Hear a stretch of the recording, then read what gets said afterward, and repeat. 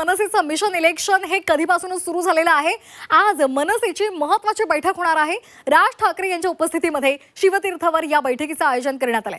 आगामी महापालिका निवडणुकांसंदर्भात या बैठकीमध्ये रणनीती ठरण्याची शक्यता आहे। सकाळी 10 वाजता या बैठकीचं आयोजन करण्यात आलंय आणि या संदर्भात अधिक माहिती देत आहेत आमचे प्रतिनिधी मनोज कुलकर्णी। मनोज, आपण पाहतोय बैठकांचं सत्र मनसेचं कधीपासूनच सुरू आहे। आगामी स्थानिक स्वराज्य संस्थांच्या निवडणुका आहेत, महापालिकांच्या निवडणुका आहेत, त्या डोळ्यासमोर ठेवून बैठका होत आहेत। आजही महत्त्वाची बैठक होणार आहे। कोणकोणते महत्त्वाचे नेते उपस्थित राहतील आणि कोणकोणत्या मुद्द्यांवर चर्चा होणार आहे? अगदी बरोबर आहे। मनसेचा इगतपुरी येथे 13, 14, 15 जुलैला एक शिबिर झालं होतं। त्या शिबिरामध्ये मुंबई महानगरातले सर्व विभागाध्यक्ष, नेते, उपनेते, सरचिटणीस हे सुद्धा त्या ठिकाणी होते आणि त्या अनुषंगाने मुंबई महापालिकेच्या संदर्भात जी चर्चा झाली होती त्याचा अहवाल जे नेते आहेत, बाळा नांदगावकर असतील, त्याचबरोबर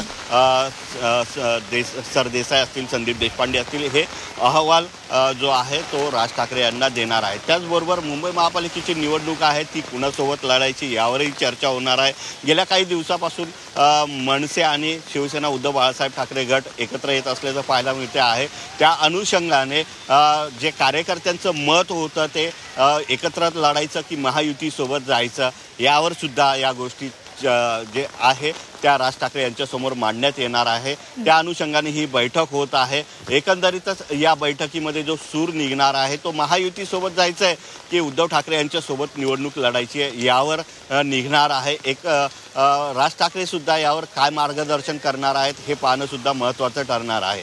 त्याचबरोबर हिंदी आणि मराठी भाषा मुद्दा जो होता त्यावर सुद्धा या ठिकाणी चर्चा होणार आहे। परंतु सर्वात महत्त्वाचं म्हणजे त्या चर्चेच्या आधी जी निवडणूक आहे यावर फोकस केला जाणार आहे।